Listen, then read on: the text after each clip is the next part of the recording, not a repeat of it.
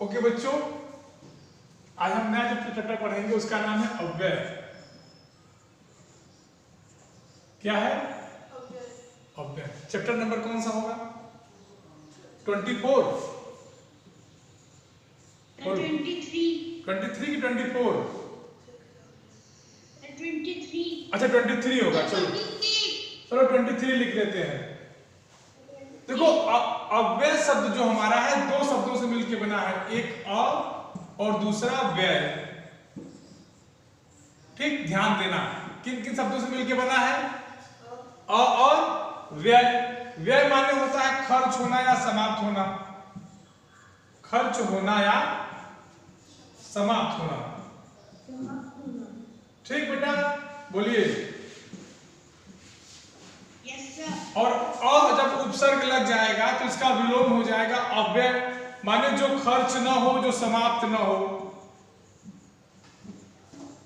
जो खर्च ना हो, समाप्त ना हो, इसका यही अर्थ होगा। क्या बेटा? ये चैप्टर नंबर 23 है। इतना समझ में आया सबको?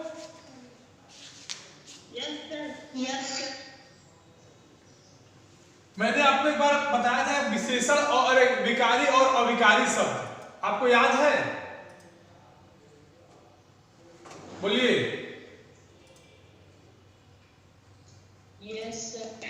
तो जो अव्यय होते हैं बेटा, ये अविकारी शब्द होते हैं। अव्यय जो होते हैं ये अविकारी शब्द होते हैं। अब कहोगे सर अविकारी माने क्या होता है? तो पहले ये जान लो कि विकारी क्या होता है। तो विकारी का मतलब होता है कि जिनमें परिवर्तन हो। ठीक, विकारी माने क्या होता है कि जो परिवर्तित हो जाए, जिसमें विकार हो। विकार माने परिवर्तन। अविकारी का क्या मतलब होता है कि जिसमें परिवर्तन न हो। तो अविकारी का मतलब होता है, अविकारी का मतलब होता है जिसमें परिवर्तन न हो। बात समझ में आ रही है? बोलिए। यहां तक कोई दिक्कत? जिसमें परिवर्तन न हो। अब इसकी परिभाषा क्या बनेगी?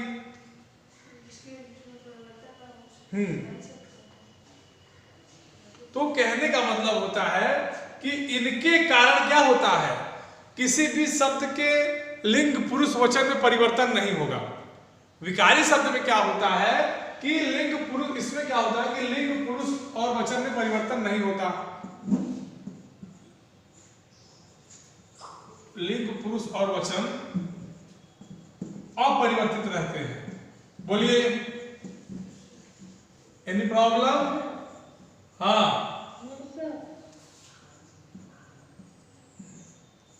ठीक है ना? तो क्या क्या कह दोगे कि अव्यय क्या होते हैं? अविकारी शब्द होते हैं जिनके कारण इनमें परिवर्तन नहीं होता है। बात समझ में आ गई? इसकी परिभाषा यही बनेगी। इसकी परिभाषा कोई खास नहीं है। अव्यय कहो चाहे अविकारी शब्द कहो, दोनों एक ही चीज है। अव्यय बने जो समाप्त न हो, अविकारी का मतलब जैसे परिवर्तन न हो। ठीक है, बोलिए। बोलो बेटा, किसी को कोई प्रॉब्लम? हाँ, जिसको जहां प्रॉब्लम हो बेटा बता दे। अब आ जाओ, अव्यय कितने प्रकार के होते हैं? ठीक है, अव्यय कितने प्रकार के होते हैं? तो ध्यान देना कि अव्यय मुख्य रूप से 4 प्रकार के होते हैं। अव्यय ऐसे लिख लेना और इनको बांट देना 4 भागों में। पहला क्या होगा? क्रिया विशेषण। ठीक, कॉपी नहीं क्या तुम्हारे पास? अभी रफ अप नहीं रखे हो, रफ शीट नहीं रखे हो तो फिर किस लिए बैठे हो? नोट तो कर दे रहा हो। क्रिया विशेषण। दूसरा होगा समुच्चय बोधक, संबंध बोधक।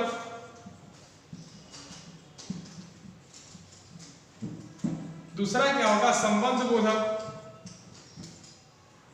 तीसरा होगा समुच्चय बोधक। बोलिए।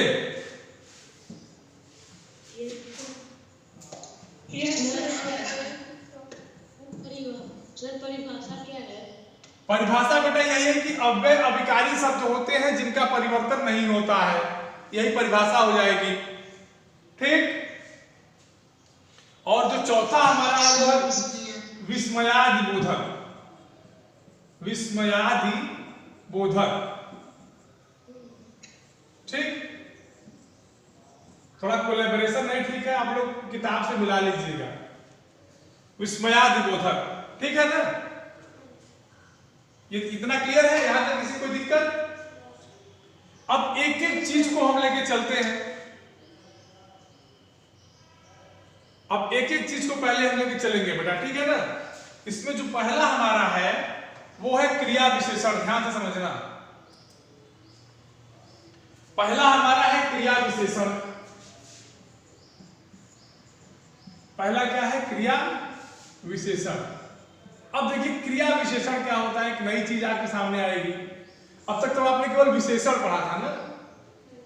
अब तक बेटा आप लोगों ने केवल विशेषण पढ़ा था कि संज्ञा सर्वनाम की विशेषता बताने वाले शब्दों को क्या कहते हैं?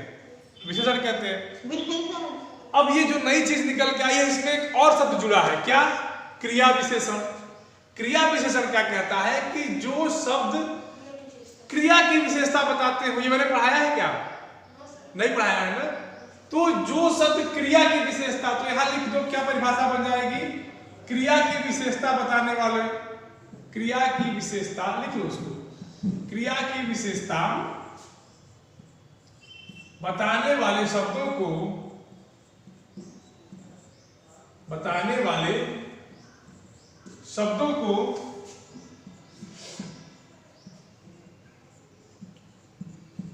क्रिया विशेषण कहते हैं।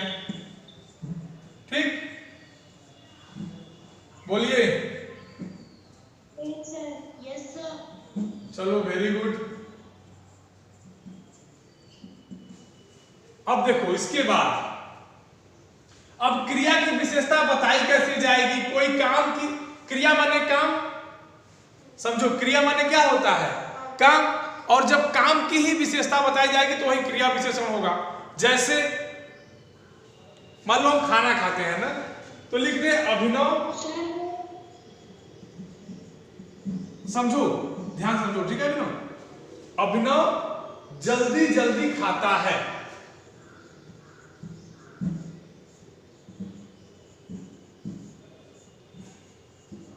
बोलिए। अब बताओ कि इसमें संज्ञा क्या है? कौन बताएगा इसमें संज्ञा क्या है? संज्ञा क्या है इसमें? अभिनव। क्रिया क्या है? खाता है। वेरी गुड, कह रहा है तुम्हारा बेटा, बहुत बढ़िया बेटा। अब देखो अभिनव संज्ञा है, खाना क्रिया है। इस खाने की क्या विशेषता है? जल्दी जल्दी खा रहा है। बात समझ में आ गई? क्रिया विशेषण की परिभाषा में किसी को कोई दिक्कत? चलिए अब क्रिया विशेषण के भेद हम देख लेते हैं। तो याद रखना कि क्रिया विशेषण 4 प्रकार के होते हैं। कितने प्रकार के होते हैं? 4। क्रिया विशेषण ऐसे लिख देना, ठीक है? और तो बढ़िया से ऐसे लाइन खींच देना और उसमें पहला लिख देना क्या? रीतिवाचक। पहला उसमें लिखना क्या? रीतिवाचक। हाँ, दूसरा क्या होगा? कालवाचक। वेरी गुड, कालवाचक। तीसरा क्या होगा? स्थानवाचक। हाँ, वेरी गुड। और चौथा क्या होगा? परिमाणवाचक। वाह भाई वाह। अब बोलो मत तुम लोग, हमको बोलने दो। अब एक एक चीज को समझते चलो। वाचक मैंने बता दिया है, बताने वाला। वाचक का यहां अर्थ लिख लो, बताने वाला। कभी कंफ्यूज नहीं होगी। वाचक माने होता है बताने वाला। अब क्या बताएगा? जैसा नाम वैसे बताने वाला। वाचक माने क्या होता है? बताने वाला। यहां तक किसी को कोई दिक्कत? यहां तक किसी को कोई दिक्कत? हाँ, चलो वेरी गुड, अगर दिक्कत नहीं है तो बहुत अच्छी बात है बेटा, वेरी गुड। हो गया सबका?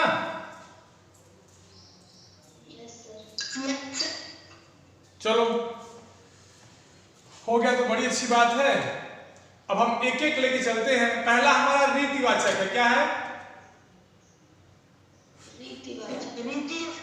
रीति नहीं, रीति। देखो एक पे छोटी ही होगा, एक पे बड़ी ही होगी, ठीक? एक एक हम लेके चलेंगे। रीतिवाचक पहले लेके चलते हैं, क्यों बिना? रीति माने होती है स्टाइल या शैली। रीति माने क्या होता है? शैली या स्टाइल या काम करने का तरीका, ठीक है? इसका मतलब होता है तरीका या शैली। तो जो क्रिया विशेषण हमें किसी काम करने के तरीके को बता दे, ठीक है, उसे क्या कहते हैं? रीतिवाचक। काम करने के तरीके को बता दे। बात क्लियर हो गई? बोलो। yes, sir। मतलब ऐसे क्रिया विशेषण जिनसे हमें काम के करने के तरीके का बोध हो, ठीक है ना, काम के करने की विधि का बोध हो। जैसे मैंने अभी बताया ना कि अभिनव जल्दी जल्दी खाता है, ध्यान से देखो, मैंने बताया कि अभिनव जल्दी जल्दी खाता है, समझो।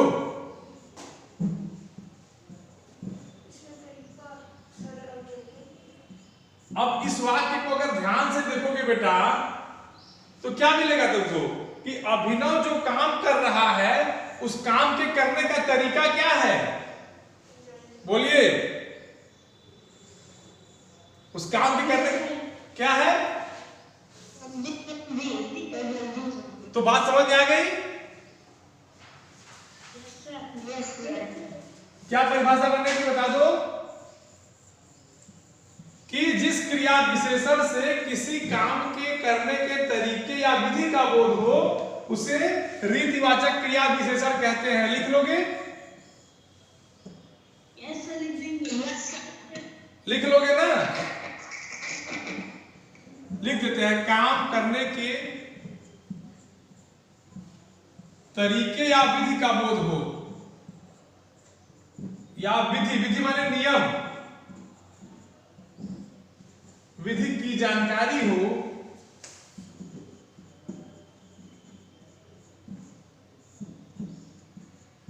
उससे क्या कहते हैं? रीतिवाचक। बोलो। yes, sir। क्या कहते हैं? रीतिवाचक क्रिया विशेषण। विशेषण, रीतिवाचक क्रिया विशेषण, ठीक?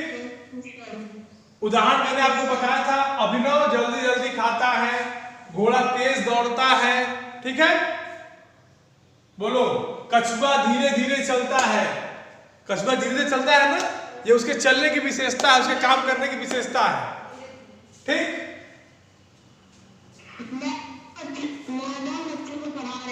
हाँ, नहीं ये नहीं होगा, उसमें बेटा कुछ निकलना चाहिए ना।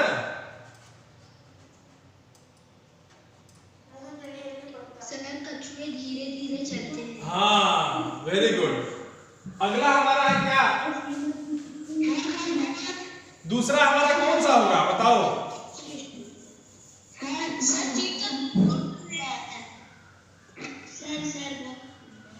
दूसरा हमारा है कालवाचक। काल माने समय। बोलो। काल माने क्या होता है? समय। और वाचक माने बताने वाला। तो जिस क्रिया विशेषण से हमें काम के होने का समय ज्ञात हो, लिख लो, काम के होने का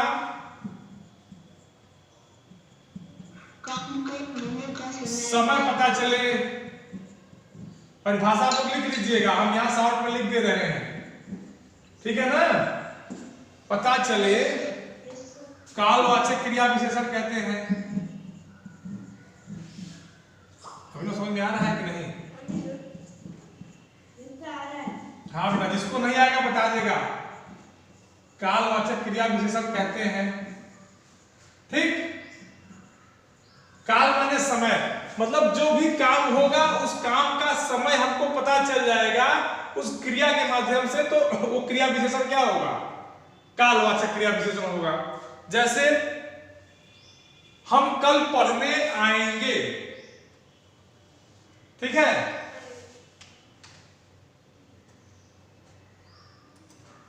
लिखते हैं कि हम कल पढ़ने आएंगे, लिख दो हम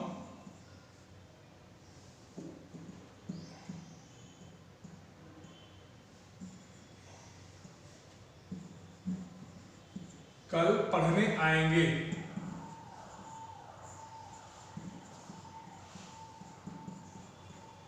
ठीक है, हम कल पढ़ने आएंगे। अब देखो जो हमारी क्रिया है पढ़ना या और आना, इसकी विशेषता का समय क्या है? कल है कि नहीं है? हम परसों की गाड़ी से मुंबई जाएंगे, क्लियर है? बोलो बेटा, सबको क्लियर है? हाँ, जैसे अगर आज रहे आज, तब, फिर भी, इस तरह के जहां शब्द आए, ठीक है ना बेटा, सब में क्या होगा? कालवाचक, कालवाचक, ठीक है ना। आज हम पढ़ेंगे, ठीक। हाँ, हमारे यहाँ कल मामा आएंगे, क्लियर। अगला है स्थानवाचक। क्या है?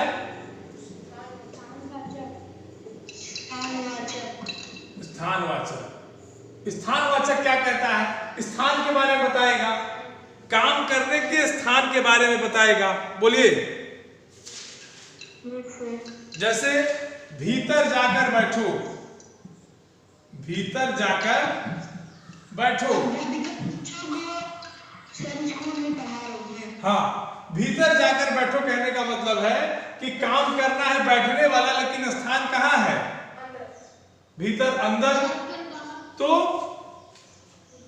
क्रिया के स्थान का बोध हो, क्रिया यानी काम के स्थान का बोध हो, स्थान का क्या हो? बोध हो। तो वहां क्या होगा? बोलो, क्या होगा?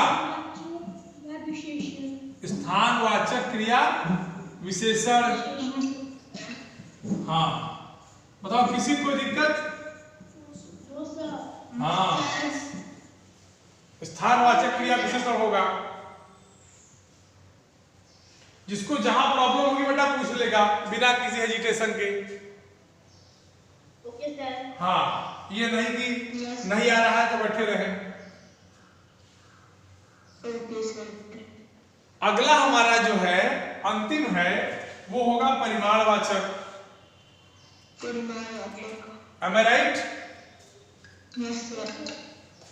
परिमाण क्या कहता है? परिमाण माने होता है मात्रा। मैंने आपको बताया था सर्वनाम में ना कि विशेषण में। विशेषण में? हाँ, चलो याद है बेटा, वेरी गुड, बहुत अच्छी बात है कि याद किए हो। परिमाणवाचक क्रिया विशेषण। परिमाण माने होता है मात्रा। मात्रा कैसी होगी? किसी भी वस्तु या किसी चीज की होगी। बोलिए।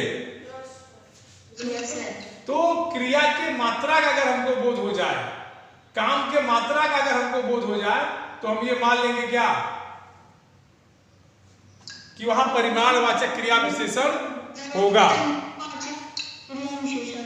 हाँ, मतलब काम की अधिकता, जो हमारी क्रिया है, काम की अधिकता, अधिकता माने अधिक, न्यूनता, न्यूनता माने कम, न्यूनता माने कम, ठीक है। और अन्य चीज, मतलब ऐसी इस तरह की कोई ऐसी चीज रहे जिससे हमें केवल मात्रा का बोध हो, अधिकता न्यूनता का बोध हो, न्यूनता के परिमाण का बोध हो, ठीक है।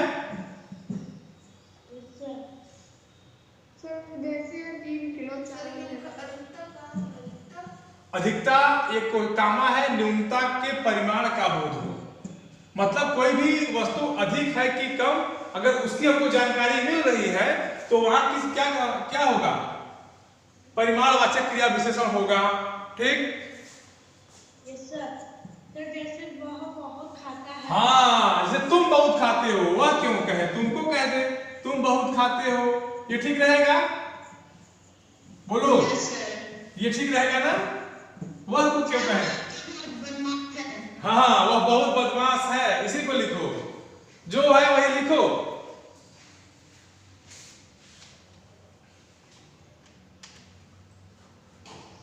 थोड़ा थोड़ा खाना चाहिए। हाँ, थोड़ा थोड़ा खाना चाहिए। थोड़ा थोड़ा क्यों, पूरा पूरा खाओ, ज्यादा ज्यादा खाओ। खाना चाहिए। ठीक है ना? इसके अन्य भी उदाहरण होते हैं, अति है, अधिक है, बहुत है, थोड़ा थोड़ा, काफी। ठीक है ना? अब आते हैं विशेषण, क्रिया विशेषण में अंतर। तो बेटा एक काम करना, ऐसे लाइन खींच लेना, इधर लिख देना विशेषण। ठीक, बोलिए, और इधर लिख देना क्रिया विशेषण। अंतर पूछा है, अंतर बहुत आसान है, मैंने आपको बता दिया है। बोलिए। अच्छा, अंतर क्या है? ये संज्ञा सर्वनाम की विशेषता बताएगा। बोलो, ये संज्ञा सर्वनाम की विशेषता बताएगा। बोर नहीं ना हो रहे हो तुम लोग? ये क्रिया की विशेषता बताएगा। हाँ, ये क्रिया की विशेषता बता देगा। हाँ, यहां तक किसी कोई दिक्कत? हाँ,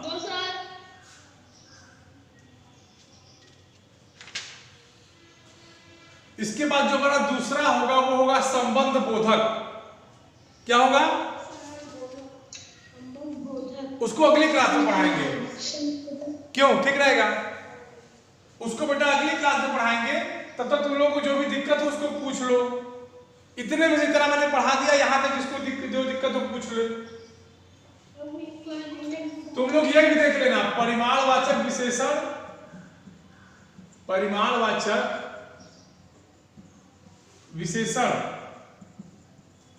ठीक है, और परिमाणवाचक क्रिया विशेषण, दोनों चीज है ना? हाँ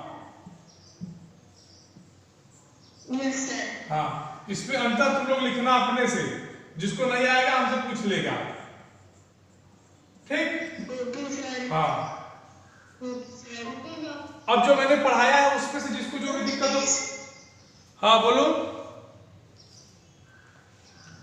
जो मैंने पढ़ाया है उसमें से बताओ जहां भी प्रॉब्लम हो।